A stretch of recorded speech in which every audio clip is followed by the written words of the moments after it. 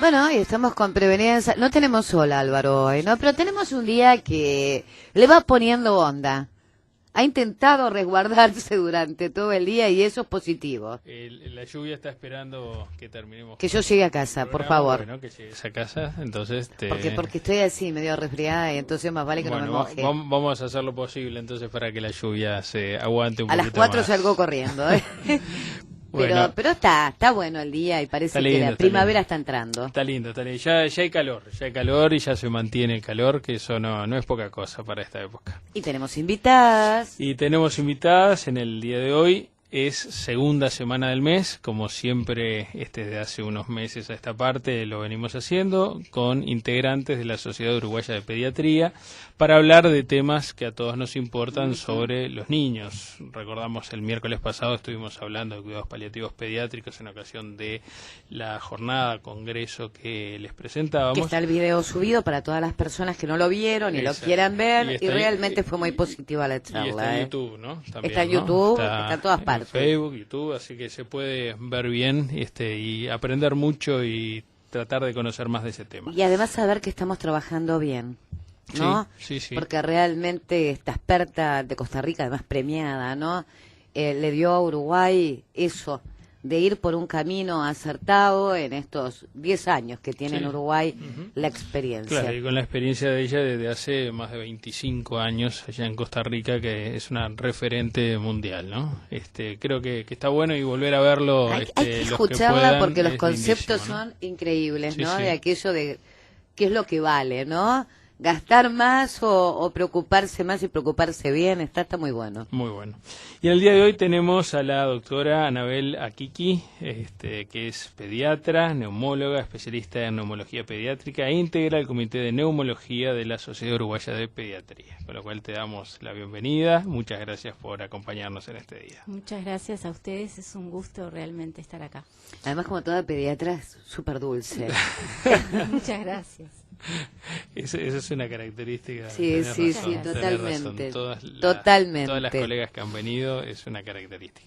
Y vamos a hablar entonces de una de las enfermedades respiratorias de los niños que es importante, tiene su prevalencia, que es el asma en los niños. Entonces, para ubicarnos un poquito en el tema y en lo que puede ser una preocupación para los padres, si un niño o un hijo, o para los educadores, si un alumno, alguien que está en contacto con ellos, es asmático o no es asmático, ¿cómo podemos saber si lo es y qué es esto del asma?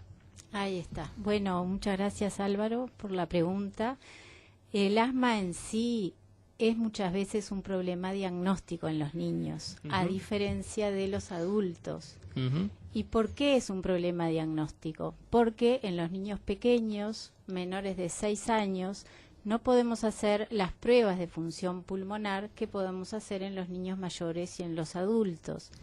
Entonces, tenemos todo un espectro de sibilancias, o sea, de síntomas similares al asma, que hacen que tengamos que tener presente la posibilidad de diagnósticos diferenciales. Por ejemplo, para que quede así bien claro, un niño es sano, se atora con un maní y le empieza a silbar el pecho. Eso es una aspiración de un cuerpo extraño. A veces eso pasó inadvertido. Si nosotros específicamente no preguntamos si el niño empezó ese episodio en forma brusca mientras se alimentaba con los síntomas, podemos pensar que es asma y sin embargo eso es que el niño se atoró con un maní, se aspiró el maní. Entonces el problema diagnóstico es un punto importante. Bien. Cuando nosotros pensamos en que un niño es asmático, cuando tiene los síntomas de asma, que son las crisis de broncoespasmo, o sea, los silbidos al pecho con dificultad para respirar, con tos, por ejemplo, una tos característica, que es una tos seca, que aparece característicamente cuando el niño corre. El niño que corre y se agita o le silba el pecho, es muy probable que ese niño sea asmático. O también cuando le aparece una opresión en el pecho en el momento de correr.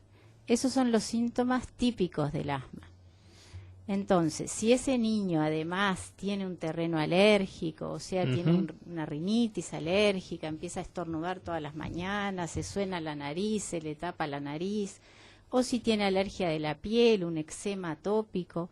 Eso todo nos orienta a que ese niño puede tener un terreno alérgico y eso hace que nosotros debemos pensar en la posibilidad de un asma. Fundamental también los antecedentes familiares. Ahí está. Si la mamá o el papá son asmáticos, ahí muchas veces ya los padres cuando los traen te vienen diciendo yo lo traigo porque le pasa lo mismo que me pasaba a mí cuando era chica o cuando era chico, me silba el pecho. Entonces, bueno, esos son los elementos que nos orientan. Bien. Nosotros siempre, como médicos, tenemos en la preocupación descartar otros problemas, ¿verdad? Así como la aspiración de cuerpo extraño, hay una infinidad de otras enfermedades que pueden tener síntomas similares. Que pueden ser parecidos. Entonces, puede darse que hay como un ambiente en el niño en el cual puede estar favorecida la posibilidad del diagnóstico del asma, ¿no? Sin entrar en el tema de alergias, que es todo un tema puntual, para no entrar en ese tema. Sí, hay por un lado pero hay un tema, una carga genética que predispone y una exposición ambiental que hace que se desencadene la enfermedad. Bien, cuando tú hablabas de sibilancias, para que quienes no conocen a veces términos médicos lo puedan entender, ¿cómo aparece ese tema de las sibilancias? ¿Qué es lo que siente alguien de afuera cuando un niño tiene sibilancias? Ahí está. La sibilancia es el silbido del pecho que es provocado por la obstrucción bronquial. La gente de al lado oye un ruido que no es normal y que es un silbido. A veces la gente dice, le siento ruido como de gatitos.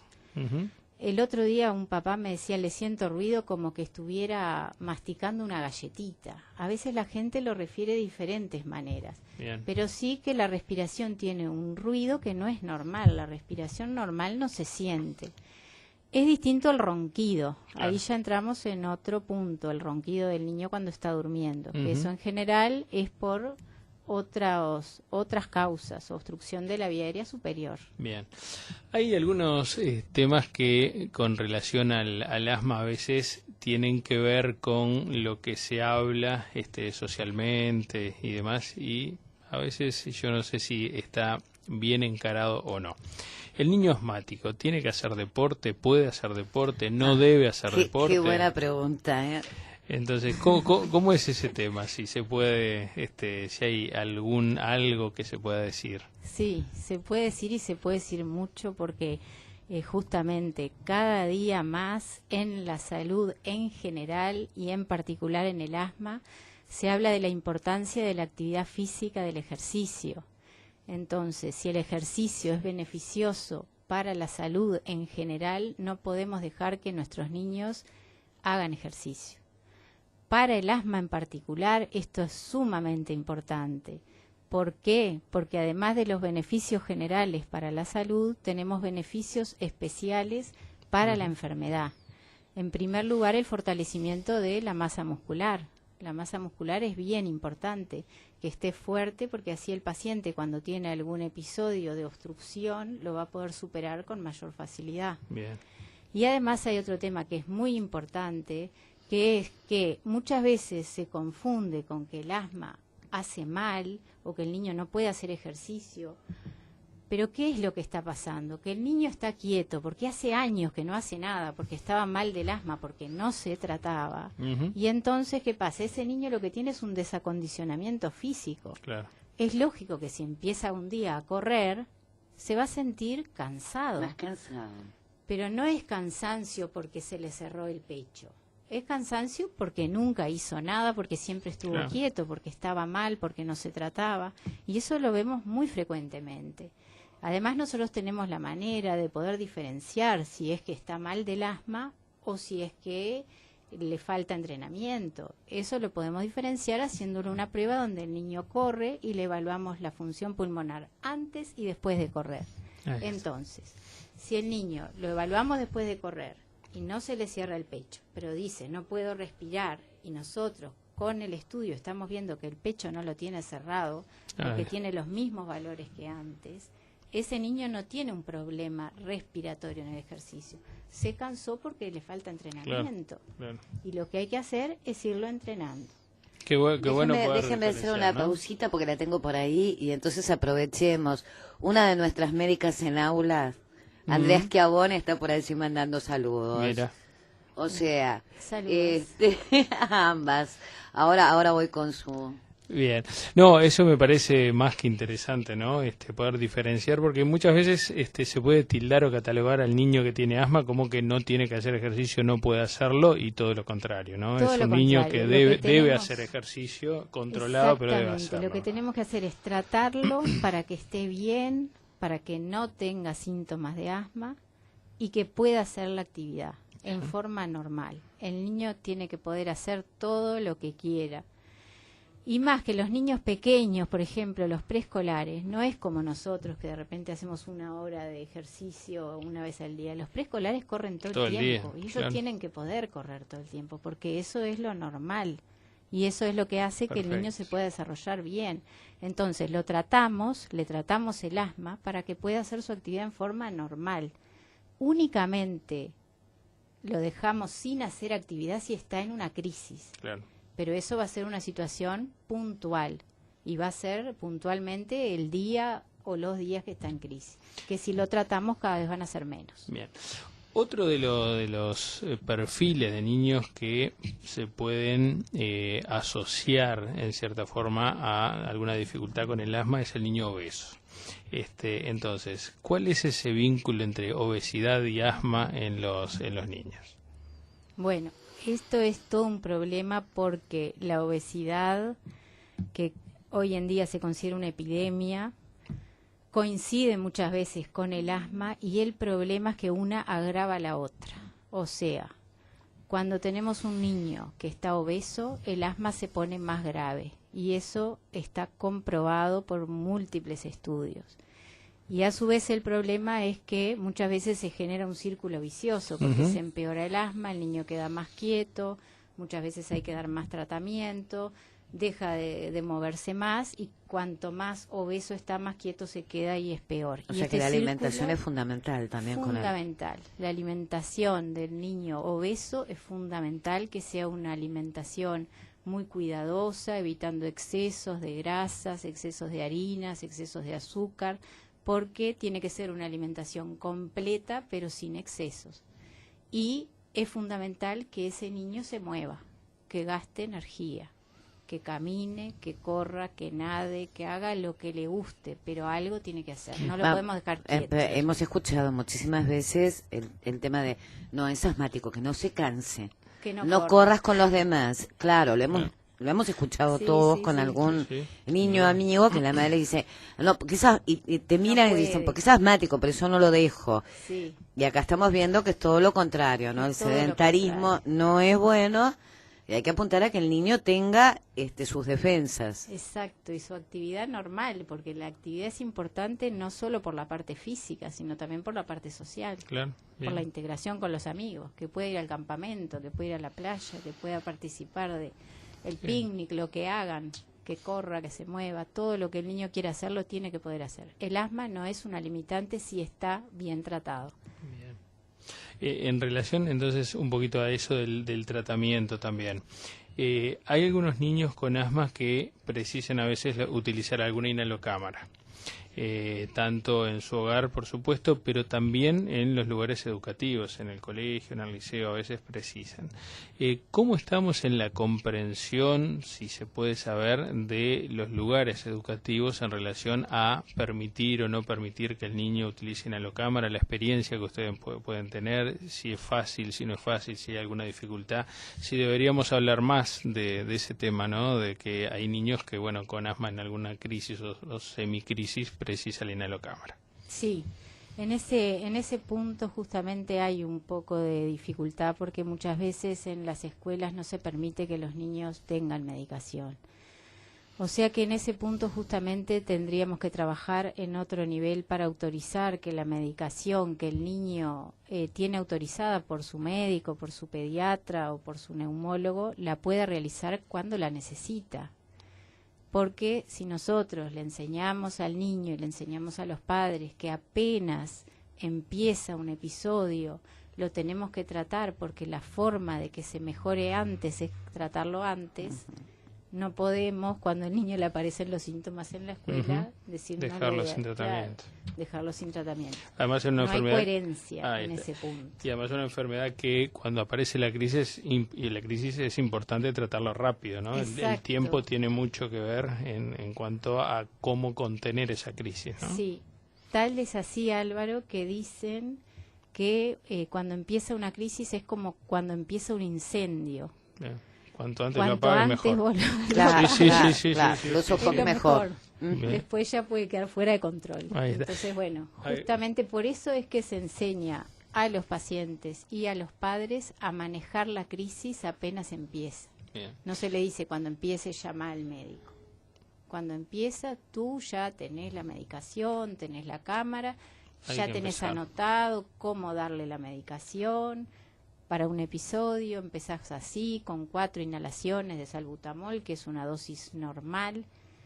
Además de paso decir que son medicamentos muy seguros, son medicamentos muy efectivos, que está probada su seguridad y su eficacia, que bien dados prácticamente no tienen efectos secundarios en las dosis recomendadas y que lo único que le vamos a hacer es mejorarlo.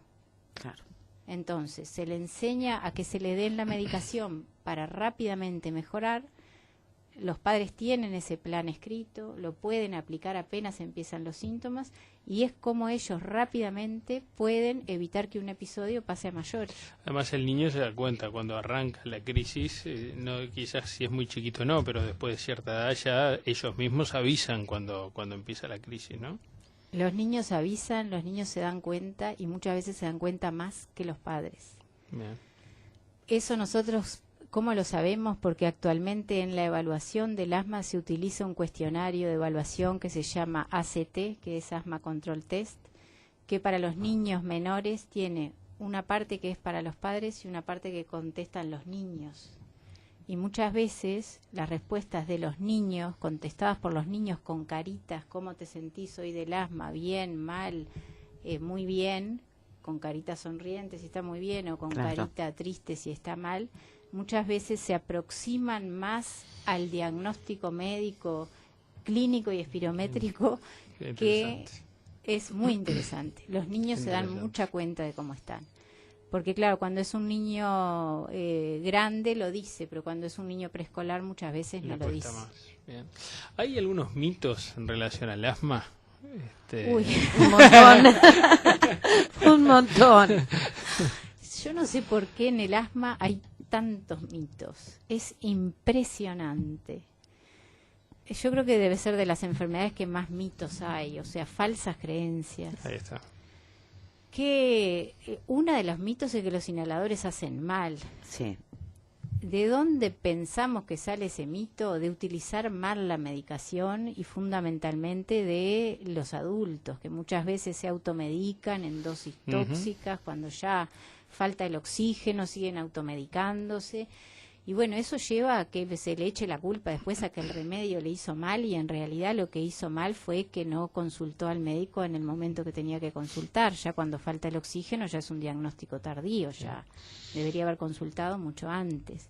Entonces de ahí surge el temor, pero son medicamentos extremadamente seguros, probados en las dosis normales, que son las dosis que indicamos todos los médicos. Bien. Está bien esa aclaración, en las dosis normales, sí, ¿no? Claro. Siempre se les da a los pacientes anotado el plan de tratamiento. Inclusive la Sociedad Uruguaya de Pediatría sacó una hoja con diseñada donde nosotros les ponemos la dosis para que los padres la tengan pegada en la puerta de la heladera para cuando el niño empieza con los síntomas, cómo manejarse. Y bueno, son las dosis habituales. Fuera de todo lo que salga de lo habitual, ya el padre tiene que consultar. Lo habitual es que con el tratamiento indicado los síntomas remitan, el niño se mejore y no haya que hacerle nada más. Pero siempre les decimos, si no se mejora con esto, el próximo paso es consultar la emergencia. Y cuando ya más decís, ya le di, como me dijo mi pediatra, 4 disparos de salbutamol cada 20 minutos en la primera hora. Entonces así el médico que te atiende ya sabe que recibiste el tratamiento inicial de la crisis y no respondiste. ya es un episodio más grave. Con la pubertad, el asma, ¿mejora, empeora, sigue igual? Bueno, eso es variable en cada paciente. Hay muchos niños que mejoran, hay otros que empeoran, pero eso es muy variable en cada uno. No podemos por adelantado saber si el caso individual se va a mejorar. Bien. Sí, lo que siempre decimos es que hay muchos niños y adolescentes que van mejorando a medida que crecen, que eso es algo muy importante, porque claro, la preocupación de los padres siempre va a ser así toda la vida, va a seguir así, es una enfermedad crónica y no sabemos.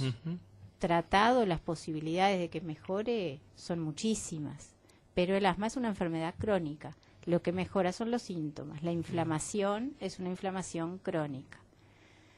Pero lo que te quería decir, Álvaro, con respecto a los mitos que nos empezamos con los inhaladores, pero otro mito es que los corticoides inhalados hacen mal. Al corazón. Al corazón, todos los inhaladores, toda la preocupación del abuelo, la tía. Viste como todos escuchamos, ¿no? Es lo mismo. Eso, pero mira, es así. Hace mal al corazón. No hacen mal al corazón. Tienen como efecto secundario una leve taquicardia que es igual a si corres, por ejemplo, o si llorás. Cualquier niño que corre o llora, el corazón se acelera. Con el salbutamol como efecto secundario puede pasar eso, pero es un efecto transitorio y no le va a dar ninguna consecuencia a largo plazo. El temor a los corticoides es preocupante. ¿Por qué es preocupante? Porque como enfermedad inflamatoria los corticoides son la base del tratamiento. Y justo en el asma, al darlos por vía inhalatoria, tenemos la ventaja que actúan precisamente en el lugar donde se necesita, que es a nivel bronquial. Entonces evitamos los efectos a nivel del resto del organismo. Bien. Con lo cual la vía inhalatoria es una ventaja. O sea, ni daña el corazón ni engorda, como se suele decir también. Todo lo malo engorda. Bien. ¿Hay algún otro mito que recuerdes? Hay muchísimos mitos. Podemos de hoy hasta mañana seguir uno tras del otro. Otro mito es que el asma se cura. El asma no se cura, se alivian los síntomas y si se trata, se mejora. Y evitamos a largo plazo que tenga complicaciones peores, como una enfermedad obstructiva crónica. Eso es bien importante. Bien. Tiempo es tirano siempre en estas cosas y siempre tengo la sensación de que nos quedan preguntas por hacer, pero me gustaría terminar con una pregunta que tiene que ver con temas que ya hemos hablado, que es el tabaquismo. Hoy en día el lugar donde no se puede controlar el tema del tabaquismo es en el domicilio, más que nada porque es el lugar, recinto donde viven las personas y queda bajo lugar privado. Claro, y queda bajo la responsabilidad de quienes habitan allí. Pero a veces encontramos que hay adultos que fuman y que conviven con niños que pueden tener enfermedades respiratorias o inclusive que pueden tener asma. Que el cigarro hace mal no lo vamos a decir ni lo vamos a seguir diciendo hoy, lo repetiremos muchísimas veces, pero porque ya lo sabemos. ¿Qué se puede hacer como para que el niño que vive en un ambiente en el cual hay fumadores tenga algún resguardo de alguna forma, si es que existe algo que se puede hacer más allá de concientizar a los padres? Bueno, siempre se pueden hacer cosas y nunca hay que darse por vencido. Lo que yo hago cuando en la familia, los padres en general entienden y colaboran, y si le decimos, por favor, no fumes dentro de tu casa porque el humo está demostrado que difunde a todos los ambientes y también está demostrado que impide que los medicamentos mejoren el asma. Entonces, si sumamos esas dos cosas, el niño no se va a mejorar. Pero ¿qué pasa? Muchas veces el que fuma no es ni la madre ni el padre, sino es el abuelo y viven en casa del abuelo. Entonces tampoco le quieren decir al abuelo porque sería un problema, porque ellos viven ahí. Entonces lo que hacemos muchas veces es pedirles que vengan a la consulta y tratar de que entiendan la situación de ese niño que está en un ambiente donde hay humo y que el humo le va a impedir que se mejore. porque de esa manera, si la persona realmente conversamos en una buena y tratamos de explicarle por qué, muchas veces logramos resultados. Porque si el niño queda respirando ese humo, no se va a mejorar. Porque no solamente le va a provocar crisis, sino que le va a provocar tos y le va a favorecer las infecciones respiratorias, que en los niños son las desencadenantes muchas veces de las crisis. Entonces tenemos que tener a todo el equipo que está en contacto con el niño a favor nuestro. Y tenemos que tratar de trabajar en equipo todos juntos por el bien de ese niño. Ahí es donde los pediatras tienen una acción fuera del ámbito del niño y pasan a ser importantes también en el entorno, ¿no? El consejo de un pediatra capaz que es mucho más fuerte para un adulto. Los referentes, claro, que siempre hablamos, ¿no? Qué importantes para la sociedad. Sí, han dejado inclusive de fumar tíos, abuelos, primos. Por suerte, que es bueno para su salud fundamentalmente también, ¿no? Además de lograr para el niño también. Se va a evitar muchos problemas. Bien. Bueno, ahí encontramos un lugar de contacto entre la pediatría y la oncología. Entonces podemos complementar en ese sentido de la prevención. Siempre hay. Sí. Siempre hay, entre todos los equipos. ¿Hasta acá llegamos? Nos vamos hasta el próximo miércoles. Muchísimas gracias. Realmente, porque me parece que vi mucha gente por acá. Me parece que son temas que hay que tratar y que mucha gente, bueno, no los conoce y siempre se hacen algunas bromas pesadas. También vos preguntaste por mitos, ¿no? Tenía un compañero que siempre decía, mi mujer tuvo un ataque de asma anoche. Primero me vuelve loco porque pienso que se va a quedar sin respirar y después se medica, duerme toda la noche y yo me quedo mirando el techo porque me quedé con miedo. Claro, son esas cosas que te traen algún tipo, ¿no? De miedo, que tiene a los papás permanentemente mirando cómo está el niño y viene bien todo lo que se explique y lo que uno pueda aprender. Muchas gracias. A ustedes. Hacemos una pausa.